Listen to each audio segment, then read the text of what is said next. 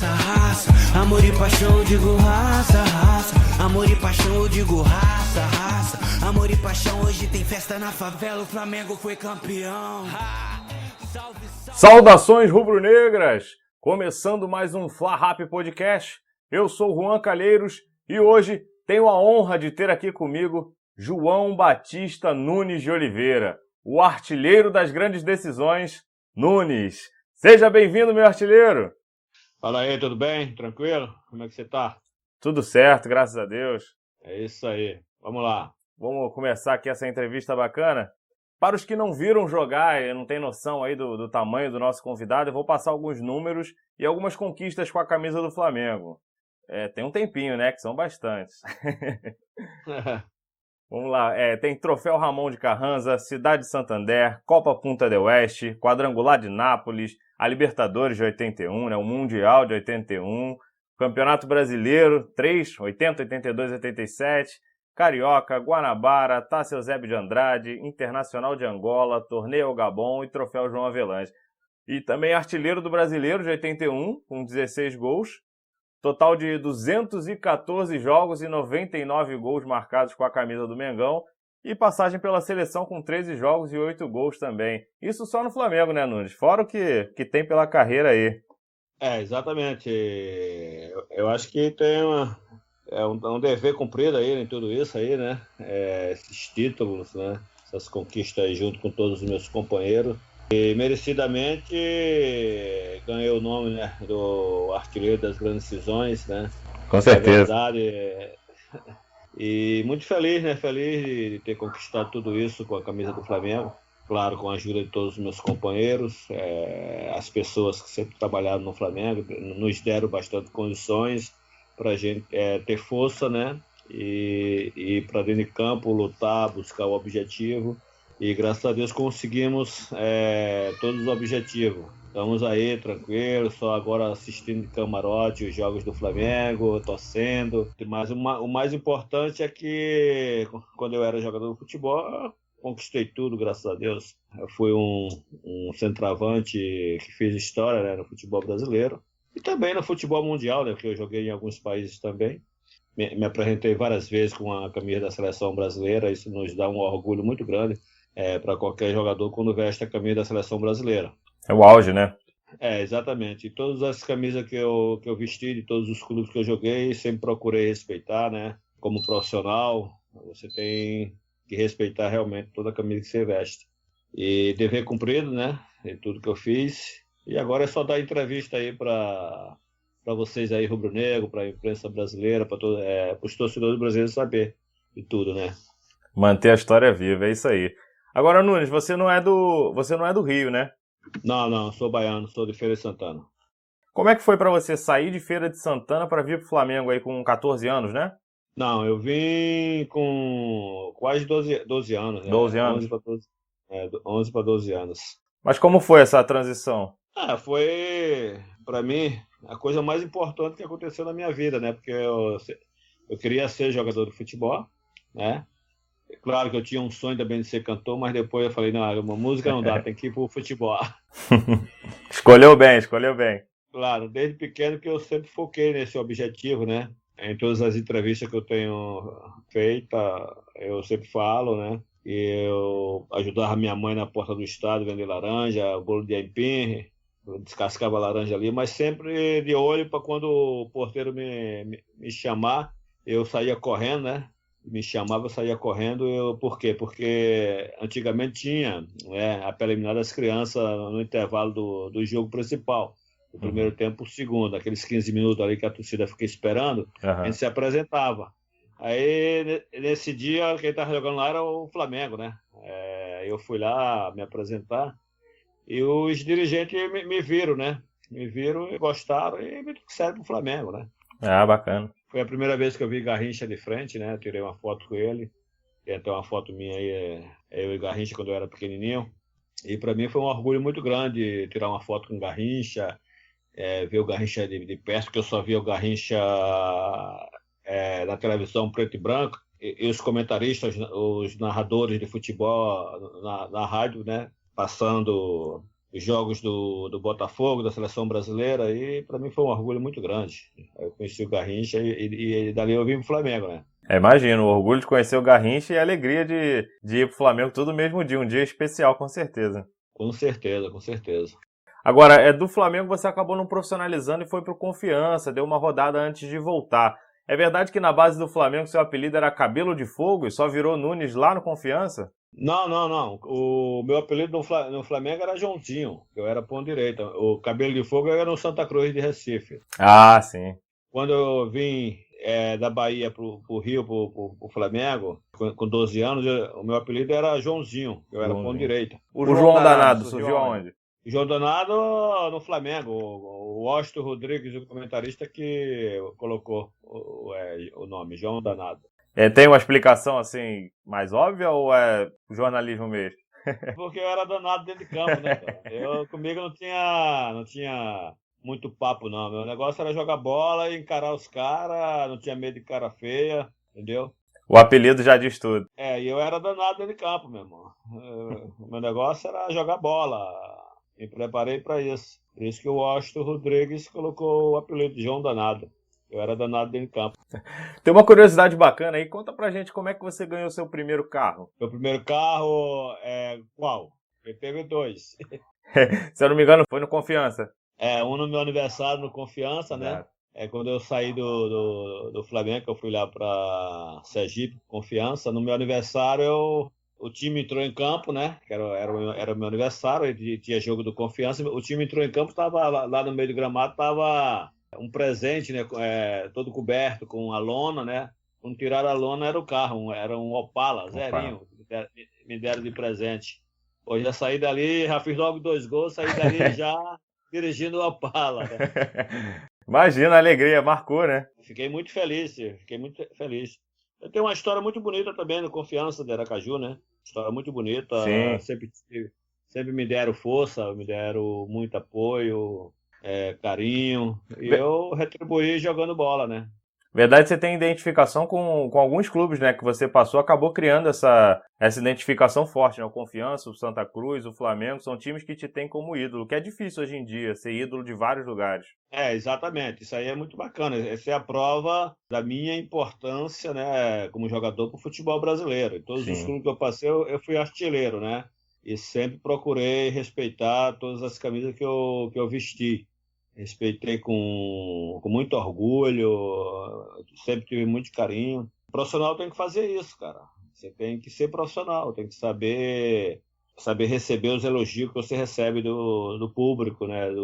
Principalmente dos torcedores, de imprensa e etc. Então, para mim, foi uma honra muito grande. A dedicação que a torcida via acabava criando essa identificação e virando ídolo, né? Hoje em dia parece que não tem muito esse amor pelo clube, né? Quase que bater ponto. Exatamente. Isso chama-se profissionalismo, né? Você saber ser profissional e lutar pela sua profissão, pelo seu objetivo, né? Com honestidade, com simplicidade.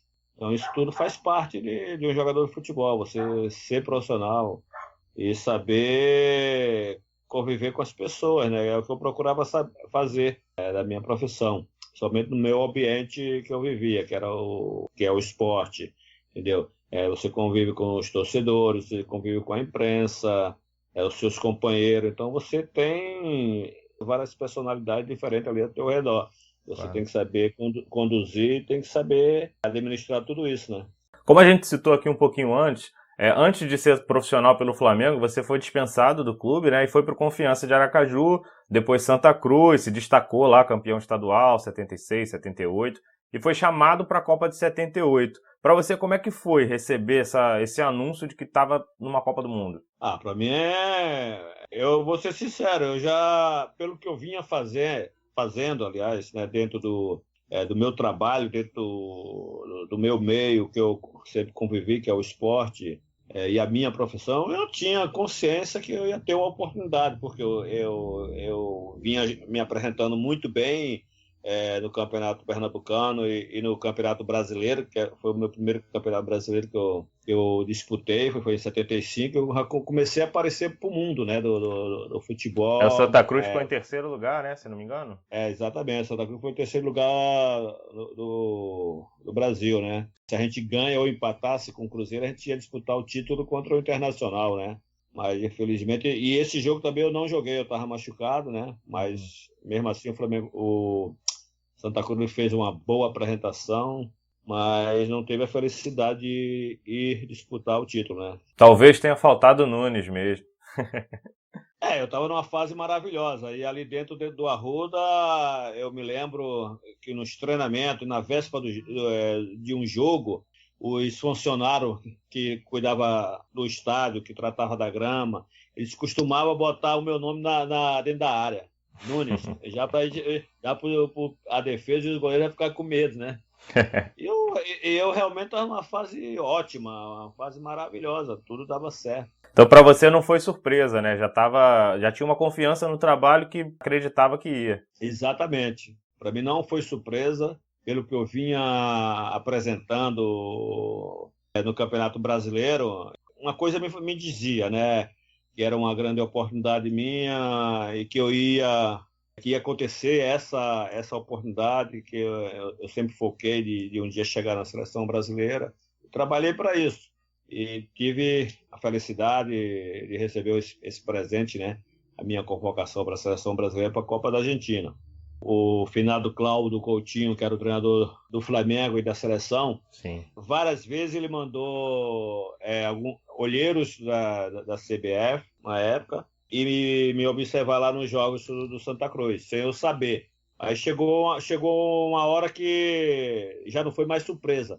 Explodiu dentro do país, né? Que tinha gente da comissão técnica da seleção que estava me observando para a convocação para a seleção brasileira. Aí chegou o meu conhecimento, aí foi que eu foquei cada vez mais. Eu procurei me aperfeiçoar nos treinamentos, tá bem fisicamente, tá bem em todos os sentidos, porque um atleta tem que estar bem em todos os sentidos. Então foi o que eu procurei fazer. Me preparei para me apresentar cada vez melhor com o Santa Cruz, nos jogos que a gente fazia contra os adversários, e ali eu fui desenvolvendo. Eu me lembro que a minha convocação foi confirmada no jogo Santa Cruz e Guarani. E nada mais, nada menos, quem ia me marcar? Amaral, o quase zagueiro titular da seleção brasileira. Então, ali foi a verdadeira observação do olheiro da seleção brasileira para dar o ok na minha convocação. Literalmente a prova do 9, né?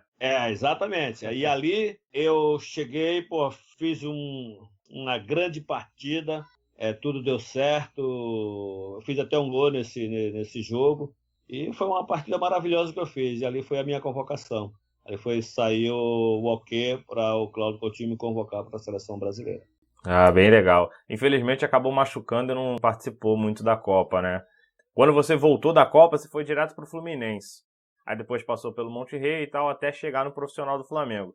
Você chegou a ter medo de não conseguir realizar o sonho, né, que você tinha, que falou quando era criança, de jogar pelo Flamengo no profissional? Não fiquei com medo em momento algum. Nunca me passou pela minha cabeça de eu ficar com receio. Pelo contrário, só me incentivava cada vez mais a treinar, me preparar, para quando eu entrar dentro de campo, estar sempre preparado, entendeu? Porque você enfrenta várias coisas dentro de campo.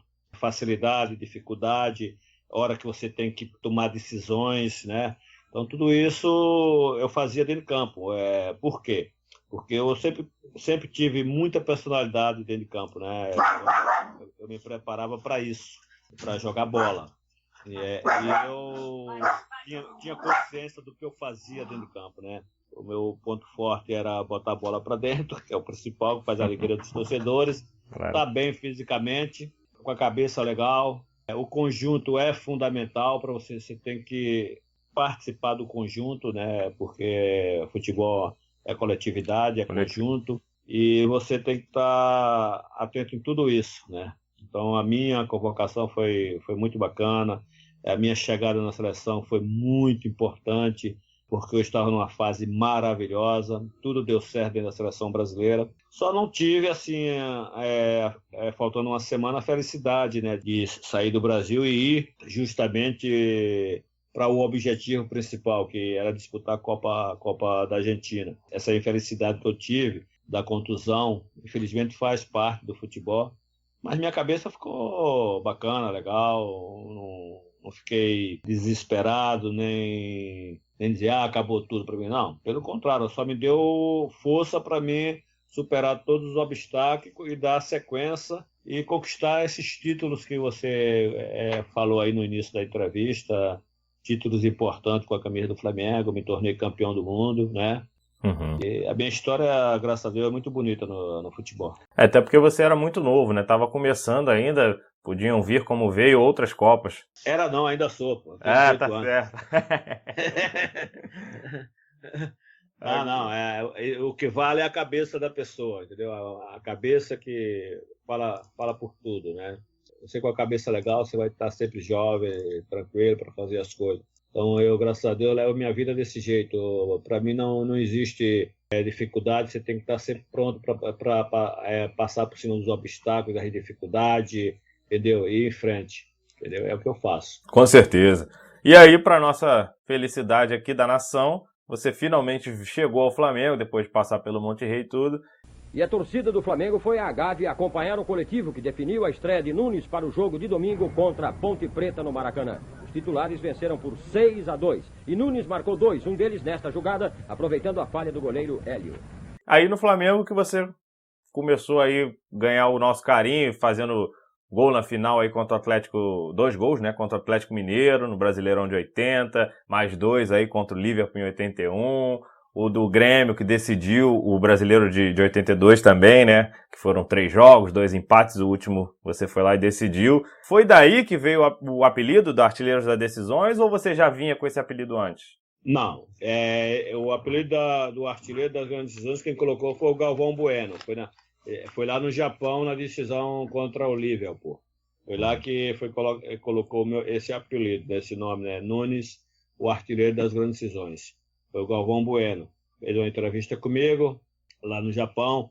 Falou, agora eu vou entrevistar o Artilheiro das Grandes Decisões, porque a decisão é com ele, ele é comigo mesmo. Aí vou te chamar o Artilheiro das Grandes Decisões. Eu, beleza. Aí batizou. Aí não deu tudo certo. Além de eu fazer a entrevista já como artilheiro das decisões, aí veio a decisão, fui lá e decidi. Entendeu? O título para a nação rubro-negra. Um apelido muito bem colocado, né? Assim, não tinha melhor. Com certeza, até hoje. É o primeiro e único, né? O Galvão é muito bom nisso, né? Deixa eu te fazer uma pergunta. Quem é o artilheiro das decisões? É você, pô. Desde que foi inventado esse Mundial lá no Japão, que agora está no Catar, está não sei aonde, quem são os artilheiros? Quantos anos? 38, né? 38, que vai fazer que eu fui os campeões do mundo? 39, né? 39, então, 39 39 anos. Ninguém passou o Nunes, o artilheiro das grandes decisões. Eu sou o artilheiro das grandes decisões do Mundial. Eu, Renato Gaúcho, Raí, e parece que tem um argentino, 2 argentinos, um uruguaio. São os únicos que fizeram 2 gols numa decisão mundial. Com certeza, que é um jogo difícil, cada vez mais difícil ficando aí pro brasileiro. Para igualar a mim, ao Raí, ao Renato Gaúcho, a esses outros artilheiros lá, tem que fazer 2 no Mundial. Para fazer uma comparação comigo. Para fazer um tá difícil, né? Se fizer 2, vai igualar. Né? É verdade. 2, vai igualar. Isso eu posso bater no peito e dizer, e falar. Para fazer o que eu fiz, tem que fazer 2 igual a mim lá. Com certeza. Até aproveitando esse gancho aí, os invejosos aí que a gente vê, fala muito daquele time da década de 80 do Flamengo e coloca você como um jogador que não tinha muita técnica perto do resto do elenco, era um cara de estrela. O que tu falaria para eles, assim, em relação a isso? Aqui tá todo mundo errado. Se eu não tivesse técnica, eu não fazia o que eu fazia. Pois é. Entendeu? Se eu não tivesse técnica, eu não fazia o que eu fazia. E é importante saber que em todos os clubes que eu passei, eu fui artilheiro. E fui convocado para a seleção brasileira porque eu tinha futebol. E tenho até hoje, já com 60 anos, ainda tenho. Jogo no meio dos barrigudos e tiro onda. Se der mole, eu vou lá e faço mesmo. Tá certo.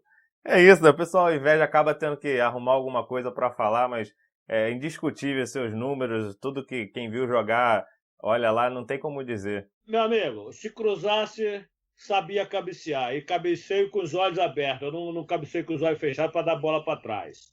E sei chutar com a perna esquerda. Sei chutar com a perna direita. Eu sempre fui um centroavante que treinei fundamento específico. Eu sabia o que eu queria. Eu me igualo ao Reinaldo, ao Careca, ao Tostão, grandes centroavantes do futebol brasileiro. Então tem uns que falam, não sei o que, não tem nada, pô. Para fazer o que eu fiz, está para nascer. A história tá aí para bater em quem quer falar o contrário. A minha história está aí, é só ler a minha história dentro do Flamengo. O que é que eu fiz?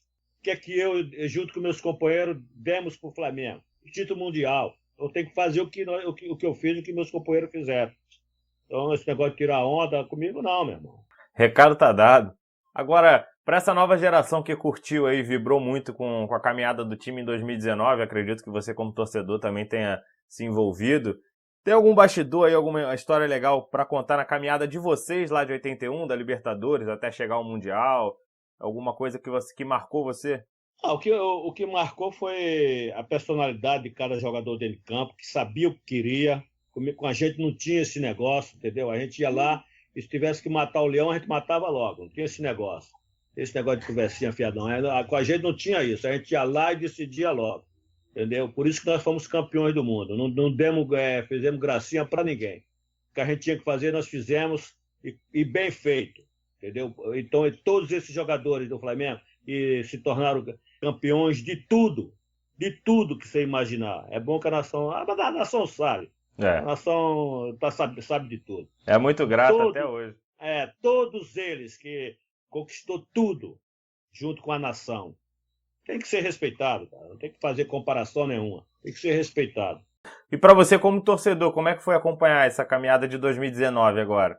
Você já esteve lá, né? Agora vê de fora?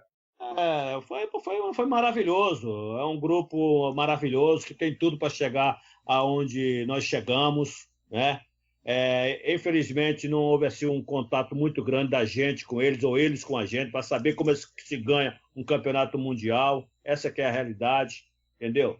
Seria então, bom. Ficamos na nossa, entendeu? Ficamos na nossa. E esse grupo tem tudo para fazer um grande trabalho e buscar o que nós buscamos, o Mundial. E é por isso que a torcida do Flamengo bate no peito. Eu sou campeão do Mundial. Foi à toa. É porque nós conseguimos, junto com a nação rubro-negra. Então, a gente não pode ficar fazendo comparação com a gente. Nós somos nós, eles são eles. O que a gente fez, ninguém vai dizer que não foi bem feito. Ninguém vai apagar o que nós fizemos. Exato, e até se fizer de novo, não apaga. É só uma somatória, não tem esse comparativo. E se botar a gente com 60 anos contra o Liverpool, a gente vai dar de 3 novamente neles. Eu acredito. Mesmo com 60 anos. Se botar de novo, a gente vai lá e mete 3 neles novamente. Quer ver? Bota os mesmos jogadores para você ver. A gente não vai lá e dá de 3 neles novamente. A gente não tem esse negócio não, meu irmão. É palavra do artilheiro das decisões. Por isso que eu estou falando desse jeito. É palavra do artilheiro das decisões e tem que respeitar o artilheiro das decisões. Voltando até para a seleção, lá na Copa de 82, você era a primeira opção para o Tele na vaga do Careca, que acabou sendo cortado, né? Você até se comparou aí, falou que estava no mesmo nível que ele.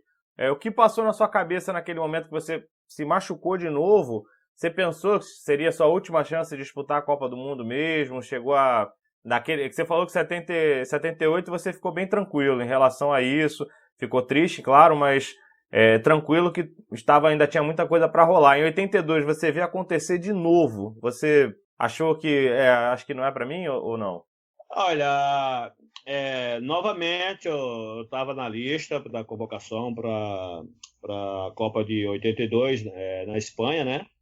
E, felizmente, eu não fui convocado porque eu operei o menisco, fiz uma operação no menisco e não fui convocado. E o Careca foi convocado, que ia ser era eu e o Careca. O Careca foi, o Careca chegou aí até Portugal, se machucou em Portugal e voltou para o Brasil. Aí foi o Roberto e o Serginho.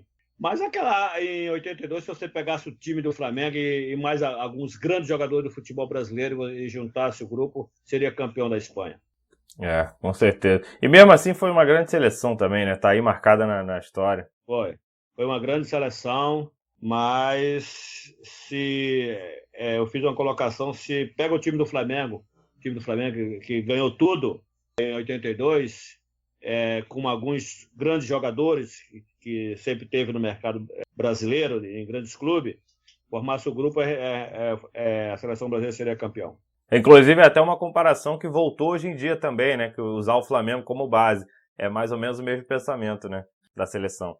É engraçado. Hoje eu estava ouvindo uma entrevista do saudoso João Saldanha, comentarista, e muita gente criticava ele na época. E ele foi o cara que armou a seleção brasileira de 70. Mas depois ele teve um problema lá, né? Até ele comentou hoje, que o presidente da República parece que exigiu a presença do Dario. Sim. Né? Eu não sei o que aconteceu, ele saiu da comissão técnica, aí entrou o Zagallo. Mas ele foi um dos caras que articulou tudo e armou aquela seleção de 70. E o Zagallo, que é um grande treinador, inteligente, só deu sequência. É um grupo maravilhoso, um grupo fechado, que estava realmente focado para ser campeão do mundo, foi lá e foi campeão do mundo, igual o Flamengo. O Flamengo de 81. Um grupo tranquilo, consciente, sabia o que queria, com grandes jogadores. Porque se não fosse grandes jogadores, não jogava no Flamengo. Sim. Não é qualquer um que joga no Flamengo. Se não fosse grandes jogadores, não jogava no Flamengo. E não fazia o que nós fizemos. Entendeu? Uma andorinha só não faz verão. Todos, claro. O grupo todinho. Era um time muito bom, né? Todo mundo tinha essa consciência. Se não tivesse grandes jogadores, a gente não seria campeão de nada. Com certeza. É a realidade. Com certeza. Até me voltou a pergunta que eu ia fazer. Exatamente por isso. Com esse time que tinha essa... O elenco fantástico, né? Não tem o que falar ainda desse grupo. Eu conversando com muitas pessoas da época, até falavam que já iam para o Maracanã sabendo que ia ganhar. Era só para ver de quanto, quem ia fazer o gol, assistir o espetáculo. Vocês, jogadores, tinham essa sensação também? A gente procurava respeitar todos os adversários, é como eu falei. Mas a gente tinha um objetivo. Esse grupo nosso tinha um objetivo. A gente respeitava os adversários e fazia com que os adversários nos respeitassem dentro de campo. Você tem que se impor, você tem que ter personalidade dentro de campo. Não é ficar em dúvida de nada. Porque você que não está bem preparado, em todos os sentidos que você imaginar, um atleta bem preparado supera qualquer obstáculo. Então é o que a gente fazia. A gente procurava jogar bola com simplicidade, respeitando os adversários, obedecendo o esquema tático, com muita disciplina, cada um sabendo o que fazia dentro de campo. Por isso que o Flamengo teve um grande time, o nosso, um grande time que conquistou o mundo. Para você conseguir tudo isso, você tem que saber o que você faz dentro de campo. E com personalidade e com confiança, sem medo de errar. Era uma autoconfiança e não uma soberba, né? Exatamente, uma alta confiança, porque a gente sabia o que a gente era capaz de fazer dentro de campo, certo? A gente sabia o que cada companheiro poderia render dentro de campo, poderia fazer dentro de campo. Ninguém se julgava melhor do que ninguém. O nosso maior ídolo era o Zico. Ele nos dava exemplo, certo? De profissionalismo, de respeito ao adversário. Então ele procurava fazer as coisas com simplicidade. E a gente fazia com simplicidade, mas objetivo, querendo um objetivo. Querendo realmente fazer com que os outros adversários nos respeitassem. É o que a gente fazia dentro de campo. Por isso nós conquistamos tudo. Com certeza. E era um time muito identificado com o Flamengo também, né? Com certeza, até hoje. Meu carinho, o respeito que a nação tem pela gente. Entendeu? Tem alguns que não têm, né? Tem alguns lá que quer ver a gente pelas costas. Tem outros que adoram a gente. Adoram a gente. Entendeu? Depois da sua última passagem pelo Flamengo, né, em 87, teve um jogo de despedida em 91, se eu não me engano, né, depois, mas você saiu com 32 anos, você jogou por alguns clubes até se aposentar lá no Santa Cruz, onde a gente falou, né, em 92, caso eu não esteja enganado. Para você, como é que foi tomar essa decisão de vou parar? E novo, né? Você tem que... porque eu tive duas operações. Uma do menisco, e outra do ligamento. Eu já não tinha mais a firmeza, né? a confiança, né? Você, quando opera, você fica meio cabreiro, entendeu? Então eu já não tinha mais aquela confiança, não tinha mais aquela arrancada. Principalmente naquela época, né? Hoje em dia as cirurgias estão mais banais. Exatamente. Então eu fui me preparando, né? Para na hora que eu parasse, não sentir uma falta tão grande, né? Mas parei e conquistei tudo que eu queria, certo? Então parei, graças a Deus, tranquilo, sem problema nenhum. Até por essa penca de títulos aí foi mais fácil tomar a decisão, né? Já estava com tudo feito. O importante é que a minha história dentro do futebol brasileiro é muito bonita. Com certeza. É uma história muito bonita, uma história que conquistou tudo, entendeu? Não foi por acaso e não é qualquer um que tem uma história dessa, não. Para fazer uma história dessa, tem que fazer o que eu fiz pelo futebol. Que é muito difícil. Uma vez numa entrevista, você disse que deveria existir preparador de centroavante, assim como tem preparador de goleiro, e que sonhava até implementar isso, né, no futebol. Você ainda acha que deve existir e tem vontade de começar isso de alguma forma? Pensa em fazer algum movimento? Eu fiz o curso na CBF, me formei, certo? A preparação para ser treinador de atacante no mundo do futebol, eu já me encontro preparado, certo? É questão de futuramente pintar uma oportunidade para mim exercer essa função dentro do mercado, né? Porque o futebol mundial já precisa, sim, de treinadores de atacante, entendeu? Na nossa época, pode perguntar para um Reinaldo, para um Serginho, para um Careca, um Roberto Dinamite, um Cláudio Adão, o próprio Edu, né? O próprio Zico, e quem mais? Grande centroavante do futebol brasileiro. Desculpe alguns se eu não lembrar o nome. Tem bastante também. Pergunta para eles se eles não treinavam fundamento. Pergunta para qualquer centroavante da minha época se a gente não treinava fundamento. Acho que falta isso no futebol hoje. Eu percebo que a base, né, tá muito preocupada mais com, às vezes, ganhar título do que treinar o fundamento e o próprio jogador, quando sobe, não tem essa preocupação como vocês tinham. Então, às vezes, você vê a qualidade caindo por falta de fundamento, que é básico, né? Claro, eu via lá nos treinamentos, quando eu era o auxiliar técnico do Flamengo, na época do Carlinho, do Evaristo, do próprio Zagallo, né?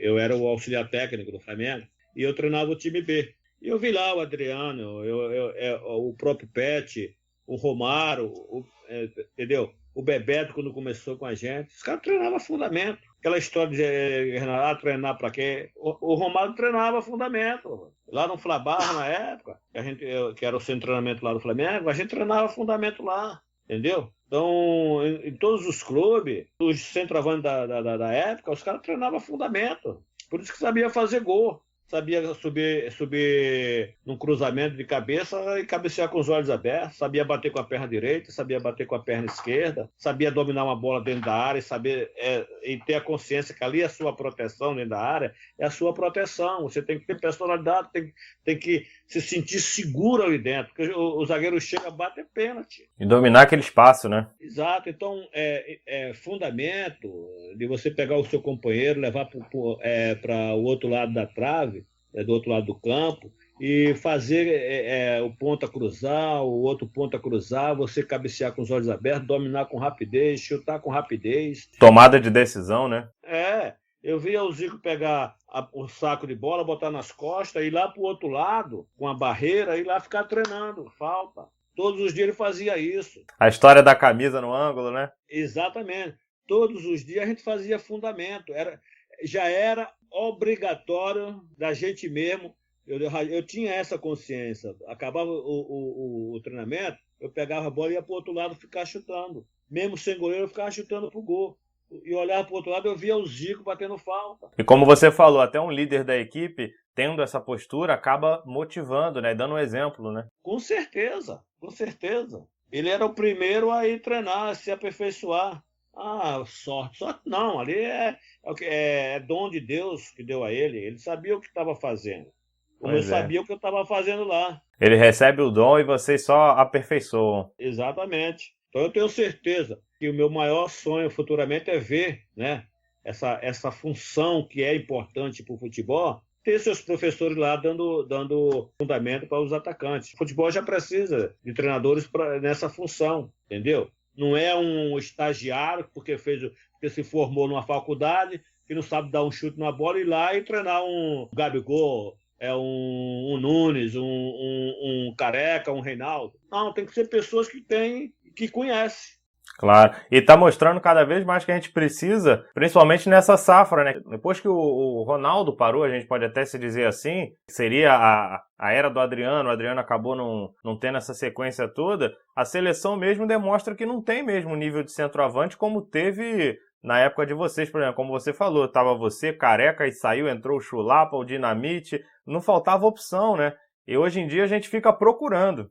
O Reinaldo. Então, quer dizer, quando eu era pequeno, eu ficava vendo os jogos da seleção brasileira numa televisão preto e branco, depois passou a ser colorido em 70, né? Então eu pequeno ali, eu ficava olhando. Mas eu observava o Tostão.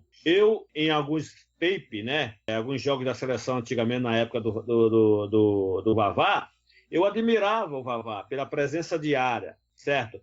A raça dele. E eu admirava o Tostão pela habilidade, pela a movimentação, a leitura dele de centroavante dentro de campo, sabendo tirar os zagueiros de dentro da área, puxando o zagueiro, dando opção do companheiro que vem de trás, abrindo espaço para o companheiro, não atrapalhando, né? Você tem que saber ter a leitura, né, do contra-ataque, de saber se movimentar para abrir espaço para o companheiro, de você ser um homem de área, de referência, o companheiro com levantar a cabeça, saber que você está ali, você é o homem de referência do teu companheiro, para você receber essa bola que é lançada, que é cruzada, você tem que estar ali, o centroavante tem que estar dentro da área. E hoje eu vejo o estilo de futebol totalmente diferente. Uma hora está lá, outra hora está cá atrás, é uma correria. Então você tem que saber, né? Você tem que saber ocupar os espaços para ter gás para você chegar com facilidade dentro da área. Até a história do falso 9, né? Surge um pouco também por essa falta de 9. Exatamente. Mas nós temos grandes centroavantes que podem entrar dentro desse esquema de trabalhar, de se aperfeiçoar, da gente recuperar novamente, né, o homem de área, o verdadeiro centroavante. Falando nisso, até aproveitar o gancho aqui, para quem não viu o Nunes jogar, tem algum jogador da atualidade que você acha que se assemelha ao seu estilo? Fala, para quem não viu, é mais ou menos parecido com esse jogador. Ricardo Oliveira, né? Ricardo Oliveira, para mim, é um grande centroavante. Ótimo centroavante. Lembrei o nome dele aqui agora, um homem de presença diária. O próprio Fred, né? O Fred do Fluminense, que está no Cruzeiro, parece que está voltando para o Fluminense agora, parece. Então, são grandes centroavantes. Então, quer dizer, o futebol brasileiro é fácil de você descobrir diamante, né, para você lapidar, né? Quando eu falo diamante, é o jogador, você descobre no futebol de várzea, num centro de treinamento, numa escolinha de futebol, numa peneira, você descobre. Então, você tem que trazer para dentro do clube, para o centro de treinamento, para você poder aperfeiçoar, preparar esses jogadores, né? Antigamente era assim, você descobria um jogador no futebol de várzea, na rua, jogando descalço. Faz falta o futebol de várzea. Antigamente era assim, o Pelé foi descoberto como? Garrincha foi descoberto como? Muitos, né? Muitos. O Zico, o Rivelino, todos eles passaram pro futebol de rua. Véio. O exemplo recente, o próprio Bruno Henrique veio do futebol de várzea. Exatamente. Então são jogadores que a gente tem que ter olho clínico, olheiros, para poder, dentro desse país tão grande, né? De 202 milhões de habitantes. E quantos clubes tem no nosso país? Do futebol de rua, do amador, da terceira, da quarta, da quinta, da sexta, até chegar a B e a A. Vários clubes, pô. Como é que a gente não descobre jogador? Claro que descobre. Com certeza. Para o Flamengo aí fazendo um grande trabalho na base. Todo ano sai 2, 3 grandes jogadores, né? Sobe para o time principal. É vendido para o futebol europeu, entendeu? Então, a gente tem que voltar a fazer isso. A gente tem que voltar a fazer tudo isso. Verdade, talento ainda tem, né? Vou fazer a última pergunta aqui antes de entrar na pergunta dos torcedores e fazer nosso quiz rápido do final. Recentemente aí o Gabigol deu uma entrevista dizendo que para o Flamengo é mais difícil jogar sem torcida porque a dos rivais não comparecem, né, como a nossa. Deu até uma provocada. Mas qual a diferença para você da nação rubro-negra para as outras torcidas que você jogou, que você viu ou jogou contra até? O que você sente ali da atmosfera de diferente? Não, realmente a torcida do Flamengo, a nação, está fazendo a diferença. Certo? Tá mostrando aí nos jogos do Flamengo. Tanto no Maracanã como fora do Rio de Janeiro. Onde o Flamengo vai, é estádio lotado, torcida fazendo o papel deles, né, de torcedor, dando força, dando carinho, presente dentro dos estados, no aeroporto. Quando o Flamengo se tornou campeão brasileiro, campeão da Libertadores, você viu a loucura que foi dentro do país. No Rio de Janeiro, na chegada dos jogadores, merecidamente, eles conquistaram a Libertadores. Felizmente não conquistaram o Mundial. A torcida do Flamengo faz a diferença, mas nós temos grandes torcidas no futebol brasileiro que a gente respeita para poder ser respeitado, né? O futebol brasileiro é isso aí, o povo é apaixonado por futebol, então cada um ajuda o seu clube da maneira que pode, torce, vibra com o futebol. Eu acho isso bonito. Eu acho que o Flamengo está dando um grande exemplo, né, de crescimento, né? Não só para o futebol brasileiro, para o Flamengo e para os outros clubes que não é feio você, de repente, acompanhar o mesmo caminho que o Flamengo está fazendo. Faz parte do futebol mundial. E o Flamengo também, hoje, é o time dentro do país que está mostrando a diferença, entendeu? Em todos os sentidos. Em planejamento, em descobrir talentos, em profissionais trabalhando dentro do próprio Flamengo, dando condições para esses jogadores, né? Fazendo contratações maravilhosas, descobrindo novos diamantes, lapidando e botando dentro do mundo do futebol e crescendo, né, junto, né, o planejamento, a visão dele, de todos eles, fazer um Flamengo um dos maiores clubes do mundo, né? Com certeza. Então esse é o objetivo de toda a diretoria, de fazer o melhor pelo clube de regatas do Flamengo, como a torcida faz, né? É isso aí. Agora vamos dar início à Voz da Nação. E a gente pediu aí para alguns seguidores mandarem perguntas para você e fazer alguma delas. Separei 4, vamos ver se vai dar tempo aqui da gente fazer. Uma do Daniel Pires, lá de Ilhéus, da Bahia. Ele pergunta para você, Nunes, qual o gol mais bonito que você fez jogando pelo Flamengo? O gol mais bonito? Isso. Tem 2. Pode ser 2? Pode até 3. Foi o começo de tudo. Aquele do Atlético, o gol da decisão, que nos deu o primeiro título brasileiro da história do Flamengo, contra o Atlético. Esse é o primeiro. Que você corta, né, o zagueiro, vai sem ângulo. Que eu corto do Divino Silvestre e faço o terceiro gol do título. Tem até a mística que você diz pra ele, né, olhar pro Cristo. Marcado pelo Silvestre, parou muito, Nunes tentou diante do arqueiro, penetrou, tentou, arremate, gol!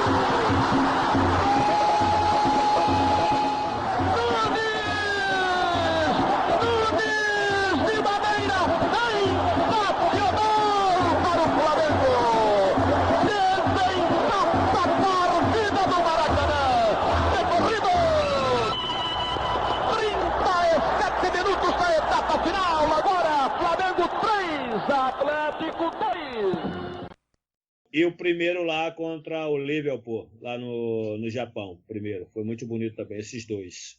Do Atlético e o do Liverpool. Nunes domina, hoje do adversário inglês, passa muito bem pelo adversário que é Johnson. Batendo o jogo na minha cancha, recebendo o 5, largou, a bola fugiu para Nunes! Bateu!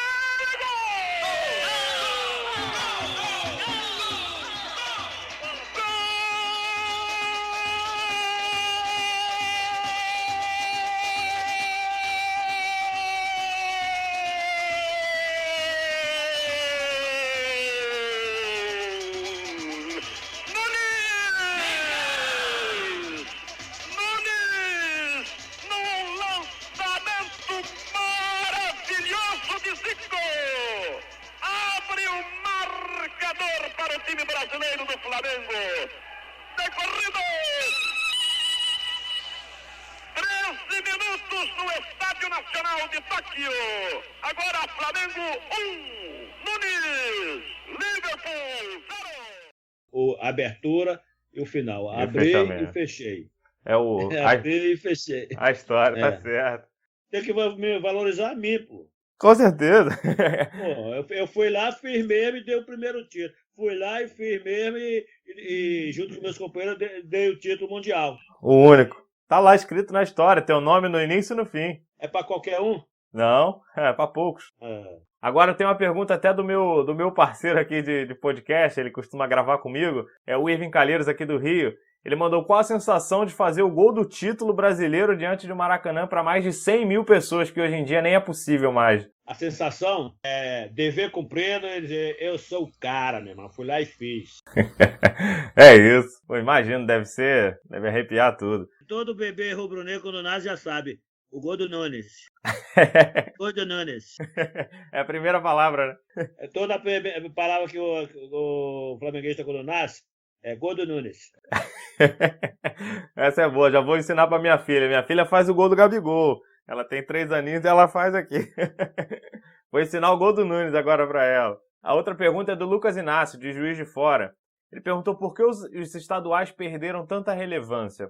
Eu acho que tem o campeonato estadual, tem um charme. Eu sou contra Deus o livre um dia acabar. Existe um charme o estadual, porque faz parte, né? Faz parte do estádio, né? Então, quer dizer, é importante ter o campeonato estadual, porque aí, de repente, surge um time e se torna campeão estadual para poder ir para o brasileiro. Então, não pode tirar esse charme do futebol brasileiro, que é os estaduais. É porque muita gente pensa só nos 4 grandes, né? Mas tem muita gente envolvida. Exatamente. E a última do torcedor é do Jairo Júnior. Ele mandou: Nunes, você se sente bem representado ao ver o Gabigol honrando a sua camisa 9? Claro, cara, claro. Ele está numa fase maravilhosa, mas ele tem que ter a consciência e a certeza que quem vestiu essa 9 não foi qualquer um. É simplesmente o artilheiro das grandes decisões. Acho que vai ficar mais pesada para ele agora, hein?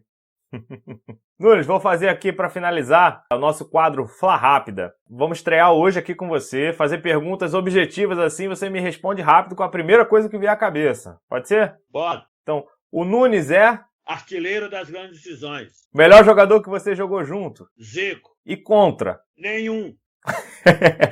Um ídolo? Zico. Um rival? Fla-Flu. Melhor jogo da carreira? Contra o Atlético Mineiro e o Liverpool. E o pior? Não existe o pior. Todos são importantes. Um gol? Quanto o Atlético que foi em 80 com o gol do Nunes que tudo começou. Na minha carreira faltou ser campeão pela seleção brasileira. O meu auge foi? Conquista mundial. Agora eu vou falar números de camisas, vou falar 4 números e você vai me dizer qual o primeiro jogador que vem na sua camisa com aquele número. Camisa número 10. Zico. Tá fácil essa. Número 1. Raul. Número 2. Leandro. E número 9. Nunes. Agora facilitou, pô. Nunes, te agradeço muito a presença aqui, muito obrigado. Foi uma honra aqui, um prazer enorme ter feito esse programa com você. Eu, como rubro-negro, aí te agradeço de verdade. Deixa aí sua mensagem e as considerações finais, um recado aí. O espaço é seu, tá em casa. Obrigado aí. É o seguinte, em algumas entrevistas que eu dou, eu esqueço sempre de falar uma coisa muito importante também que aconteceu na minha vida, que às vezes tem jornalista que faz esse tipo de reportagem que eu acho importante. E uma foi a Globo que fez comigo. A Globo me acordava todo dia, 5, 6 horas da manhã. Aí eu encontrava com o pessoal da Globo. Sabe o que eu ia fazer? Uma loucura pela nação rubro-negra. Eu ia para a maternidade, para os hospitais. Aí eu entrava no quarto, né, da gestante que teve a criança, e ali eu sabia que nasceu um flamenguista. Aí eu ia lá, o pai e a mãe tomavam aquele susto, né, que dava de cara comigo. Porra, Nunes do Flamengo. Aí eu ia com um brinde, né, com um brinde que é uma cestinha com camisa do Flamengo, o shortinho do Flamengo, a meia do Flamengo, o sapatinho do Flamengo, a mamadeira, a chupeta, o chucai, e eu dava de presente para aquela criança recém-nascida, né? Nasceu, chega lá e eu batizava. Em nome da nação rubro-negra eu te batizo. Muito legal. Palavra do artilheiro. Então eu fiz isso, foi uma reportagem muito bacana, entendeu? Muito legal mesmo. É por isso que essa nação está crescendo da maneira que está crescendo, né? Se eu soubesse, levava você lá para batizar minha filha, pô.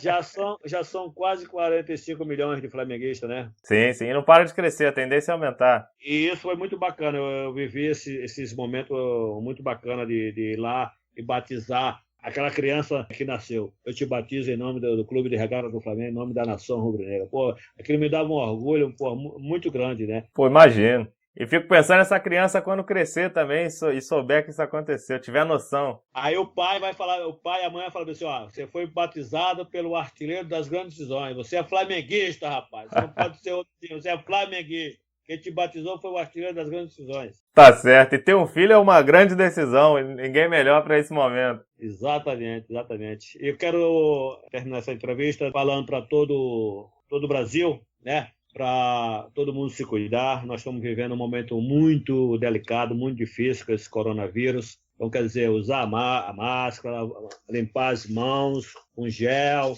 e ter fé que tudo isso vai passar e rapidamente, brevemente, nós estamos aí se cruzando aí por esse país aí, Maracanã, ver o Mengão jogar, entendeu? Então, quero desejar a todo brasileiro ter fé em Deus que tudo isso vai passar. Se Deus quiser e em mais breve possível. Com certeza. Um prazer falar contigo. Grande prazer, Nunes. Mais uma vez, um grande abraço. Muito obrigado. Um abraço. E é isso, galera. Vamos ficando por aqui com essa entrevista incrível do Nunes. Pedir para vocês aí continuar seguindo a nossa página, o @FlaRapOriginal. O meu Instagram é @CalheirosJuan e do nosso convidado, @Nunes_camisa9. Vamos invadir o Instagram do Artilheiro das Decisões, hein, nação?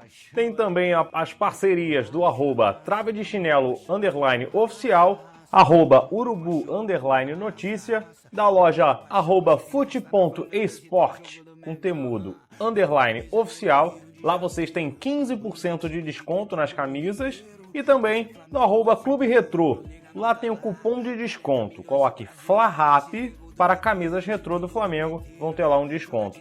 E lembrando também que na nossa página tá rolando um sorteio de uma camisa oficial do Mengão, em parceria aí com o @Taurus_Sports_. Confere lá no Instagram, tá? E o resultado sai no dia 25 de maio. Fiquem atentos que você pode ser o vencedor. Vai lá na foto oficial, cumpre lá o regulamento e vai ficar tudo certinho. Vocês podem ouvir também esse podcast e os outros pelo Anchor, pelo Spotify. Aqui é raça, amor e paixão.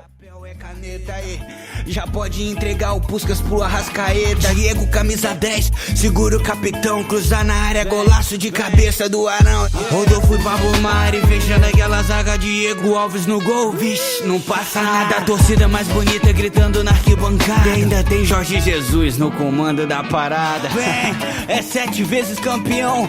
Isso é Flamengo ganhando o Brasileirão. Vai, segura o Mengão, nação de vencedores. Somos bicampeões da Taça Libertadores. Eu digo raça, raça, amor e paixão. Eu digo raça, raça, amor e paixão. Eu digo raça, raça, amor e paixão. Hoje tem festa na favela, o Flamengo foi campeão. Eu digo raça, raça, amor e paixão. Eu digo raça, raça, amor e paixão. Eu digo raça, raça, amor e paixão. Hoje tem festa na favela, o Flamengo foi campeão. Salve, salve, nação rubro-negra, que ano incrível. Campeão carioca, campeão brasileiro, campeão da Libertadores. O mundo é nosso, voa Flamengo.